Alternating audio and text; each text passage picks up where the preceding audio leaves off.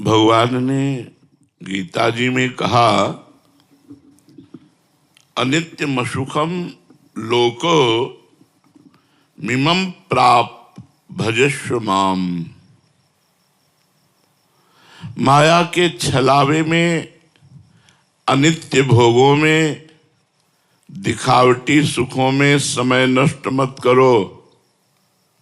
भगवान कह रहे हैं, प्राप्य भजस्व माम।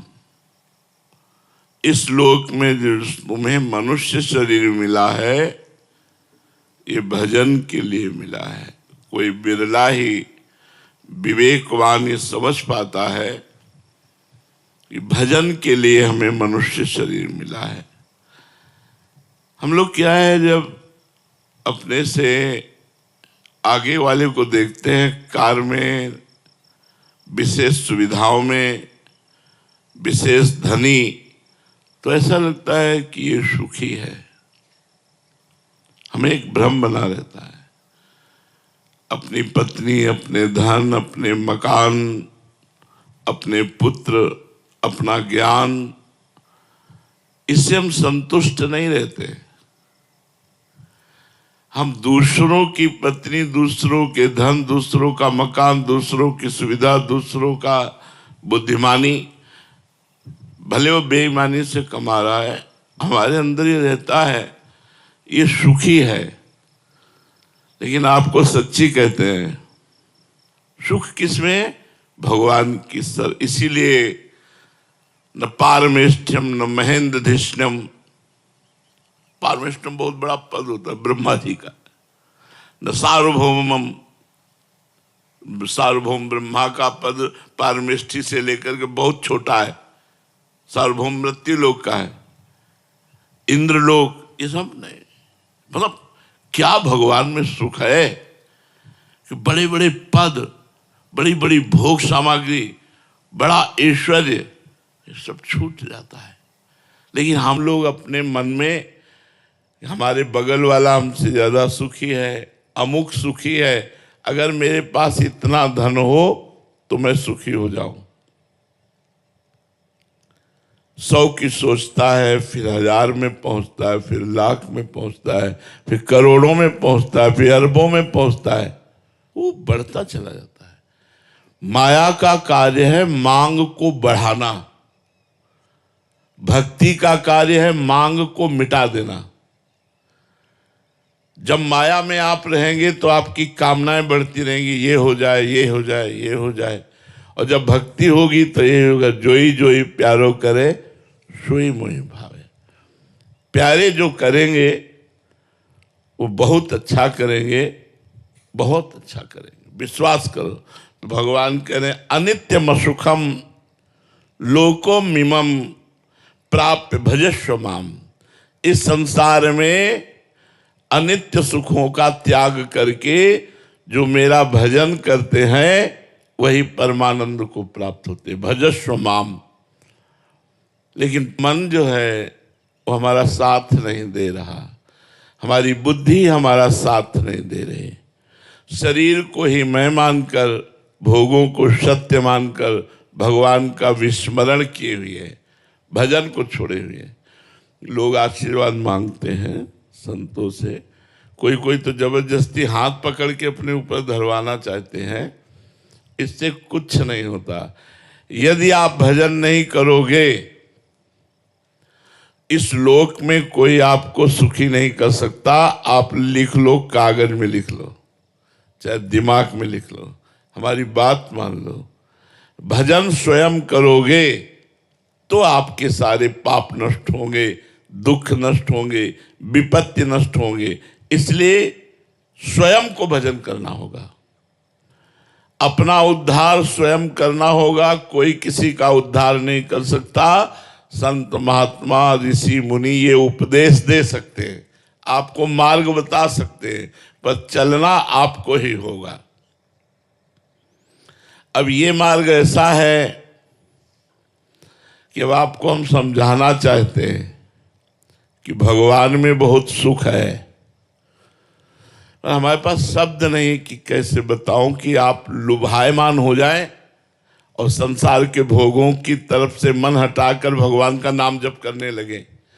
इसलिए गोस्वामी जी ने कहा है, कहत कठिन समुझत कठिन और साधत कठिन विवेक, होए गुणाक्षर न्याय। जो एक हम कहना चाहते हैं कि प्रभु में कितना अपार सुख है, पर मेरे पास वाणी में वो शब्द नहीं है। अनिर्वचनीयम प्रेम स्वरूपम हम बताना चाहते हो, आप समझना चाहते हैं, लेकिन मन और बुद्धि ये प्रकृति के भोगों में लगे होने के कारण समझने नहीं दे रहे।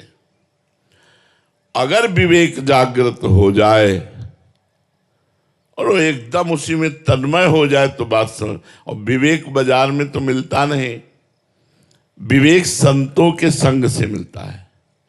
जितना सत्संग करोगे उतने आप विवेकवान बनते जाओगे। सत्संगी ही विषयों का त्याग करता है, नहीं एकांत में भजन करने वाला साधक भी बड़ी बड़ी चूक कर जाता है। और सत्संगी से चूक नहीं हो सकती, क्योंकि वो रोज नया दिमाग उसका फ्रेश होता रहता है। सत्संग के द्वारा रोज बुद्धि उसकी पवित्र होती रहती है। भगवान के नाम की अपार महिमा है।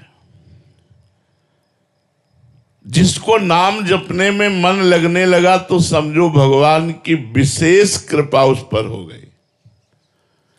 वैसे कृपा तो सब पर भगवान की है, सब पर मोरी बराबर दया। पर जिसके मन में आ गया अब मैं नाम जप करूंगा भगवान का, उसके ऊपर विशेष कृपा हो गई। त्रिकालदर्शी तत्व दृष्टा ब्रह्मर्षि महर्षि इन सब ने यह अनुभव किया है कि नाम जप के समान कोई साधना नहीं है। जो नाम जप करते हैं इससे बढ़कर कोई साधना नहीं है। अच्छा, इसमें पवित्र अपवित्र देश काल नियम ये सब नहीं है। आप जैसे हो वैसे आप राधा राधा उच्चारण कर सकते हो, वैसे राम राम जप सकते हो, वैसे कृष्ण कृष्ण आप जप सकते हो। न देश काल नियमो न शौच निर्णय विद्यते कुत्र चिन्नैव राधा नामनि पुरे शुचौ। आप जहां बोले राधा तो आप पवित्र हो गए। जैसे गंगा स्नान करने से पवित्र हो जाते नाम, ऐसे नाम उच्चारण करने से भीतर और बाहर अपवित्रा पवित्रो वा सर्वावस्थांगतोपि वा यह स्मरेत पुंडरीकाक्षम सवायाभ्यांतरा शुचि। भीतर और बाहर से पवित्र हो गए। पवित्र का मतलब पाप नष्ट हो गए। पाप नष्ट होने का मतलब दुख विपत्ति संकट ये सब नष्ट हो जाएंगे।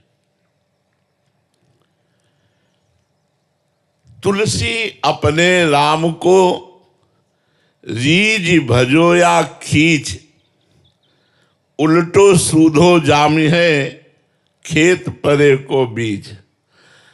अगर बीज ऐसे गिर जाए तो भी वो उल्टा भी जग जाएगा और सीधा गिरे तो भी जग जाएगा। आप उल्टा सीधा जैसे भी बने भाव को भाव न खाल सहो, नाम जपत मंगल दिसित सहो। उल्टा जप रहे थे मरा मरा मरा मरा। एक जगह तो दृष्टांत ऐसा मिला कि जिसमें भगवान के शास्त्र नाम में कोई नाम नहीं था और उसे भगवत प्राप्ति हो गई। एक गांव का ग्वारिया, पहले ऐसा होता था जमींदारों की गाय चराते, जमींदारों की चाकरी करते थे, पर वो छोटे मोटे राजाओं जैसा उनका वैभव होता था। तो गांव में भागवत हुई। हम आपको नाम की महिमा बता रहे हैं। कुछ लोग उधर से निकले और ग्वारिया से कहा, रे जिंदगी बर्बाद होती जा रही है, भागवत सुनिया। एक दिन गांव में भागवत हो रही तो बोली हमारे गायें, तो किसी दयालु ने कहा 1 घंटा के लिए हम देख लेंगे, तुम 1 घंटा के लिए भागवत सुनियाओ। वो गया, सबसे पीछे बैठ गया। पढ़े लिखे तो कुछ था नहीं। पंडित जी ने कहा जो दीक्षा नहीं लेता उसका जीवन व्यर्थ चला जाता है, और नरकगामी होता है, ऐसे आचरण होते हैं। गुरु मंत्र और गुरु दीक्षा लेने से बचाव पक्ष पुष्ट होता है कि एक बार ही नाम मंत्र सही यमराज के रजिस्टर में जब लिख जाता तो भारी पड़ जाता है। और तो उसका मन लगा नहीं, उठा और चल दिया। शाम के भाग के आया और पंडित जी से कहा, पंडित जी आपने कहा था गुरु दीक्षा लिए बिना मनुष्य का जन्म व्यर्थ हो जाता है। तो उसकी हालत देखी, फटे पुराने कपड़े, अपने आप दिखाई देता है। अब वो गरीब आदमी, गांव का ग्वारिया, कुछ देने लेने वाला चक्कर तो था नहीं। पंडित जी ने कहा कि कल ले लेना। फिर शाम के आया, कहा कल ले लेना। ऐसे 7 दिन भागवत के पूरे हो गए। 8वें दिन पंडित जी, अब रात्रि में खूब भागवत समाप्त हुई तो दही दूध रबड़ी, जब तो सुबह 4 बजे तड़के शौच जा रहे थे। पहले लेटरिन बाथरूम तो होते नहीं थे, तो बाहर शौच जा रहे थे। उसने सोचा यही अवसर है पंडित जी से मिलने का। दौड़ के गया और कहा, पंडित जी गुरु मंत्र दे दो। अरे बोले पागल है, बोले बिना गुरु मंत्र लिए हम ले जाएंगे। सोचा अब अच्छा, कोई भी सभ्य आदमी किसी के सामने शौच कैसे बैठ सकता है। और वो पीछे लग गया तो उनका धत गपो चंद कहीं का, धत गपो चंद। बोले अच्छा गुरुजी, और लौट गए। उसने समझा यही गुरु मंत्र है, गुरुजी ने दिया है। अब जमींदार से कहा, आज से हम गुरु मंत्र ले लिए, अब भजन करेंगे, अब आपकी गाय नहीं चराएंगे, आप भोजन देना या ना देना। घर में नहा धो के बैठ गया, बोला धत गपोचंद, धत गपोचंद। देखो भगवान के नाम की महिमा। अब इसमें कोई नाम नहीं भगवान का, रोज नियम से जपना और रोज हृदय से प्रार्थना करना कि प्रभु मैं तो गंवार हूं, मैं नीच हूं, पाप भी हमसे बने, प्रभु हम पर कृपा करो। तो रुक्मिणी नाथ भगवान द्वारिकाधीश जी, रुक्मिणी जी से कहा आज एक भक्त के दर्शन करने जाएंगे, उसको आशीर्वाद देंगे। तो रुक्मिणी जी ने कहा कि हमको भी अवसर मिले आपके भक्त के दर्शन का। बोले बड़ा अजीब भक्त है, अब आप देख लो। तो उनका प्रभु आपके साथ ही चलने का मन है। तो भगवत स्वरूप हटाकर एक धनी मानी का पुरुष का रूप भगवान ने और लक्ष्मी जी ने धारण किया। लक्ष्मी जी हैं, रुक्मिणी जी, दोनों। भगवान तो सर्वांतर्यामी उसके घर के दरवाजे में खड़े हुए। तो रुक्मिणी जी ने कहा पहले हम दर्शन करेंगे भक्त के।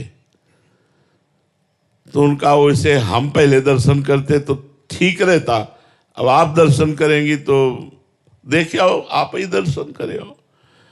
तो घर में गई तो बिना दरवाजे का मकान, गरीब आदमी, वो लगा हुआ था, आंखों में आंसू चल रहे थे। धत गपोचंद, धत गपोचंद।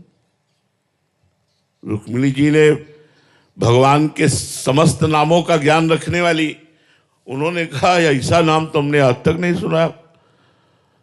नजदीक गई और कहा ए, किसका नाम जप कर रहा है? ये भगवान का नाम तो है नहीं, किसका नाम जप कर रहा है? तो जब कहा भगवान का नाम नहीं तो उसको लगा मेरे गुरु जी ने दिया, और ये स्त्री कह रही भगवान का नाम नहीं। तो आंख खोला, कहा तुम्हारे खसम का नाम जप कर रहे हो। किसका जप कर रहे हैं? खसम माने होता पति। रुक्मिणी जी आई, बोले बड़ा ज्ञानी महात्मा है, वो कह जान गया।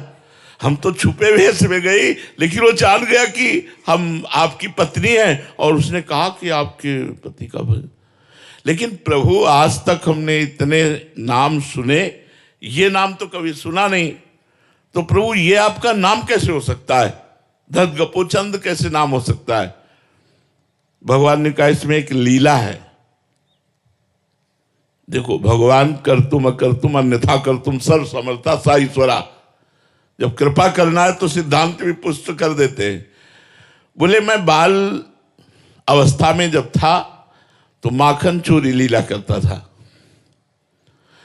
एक गोपी बड़ी चतुर थी, उसने अपना जो माट था माखन का वो बहुत ऊंचे में टांग दिया था। हमने सखाओं से पता लगाया तो गोपी घर में नहीं थी, इसीलिए उसने ऊंचे में माथ टांग कर निष्फिक्र हो गई थी, जलाद लेने चले। भगवान ने अपने सखाओं की मंडली के साथ प्रवेश किया।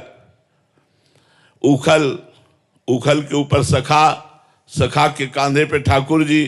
अब तो नजदीक पहुंच गए, तो खुद खाते, सखाओं को पवाते और बंदरों को भी पवाते, सब दही से भरपूर।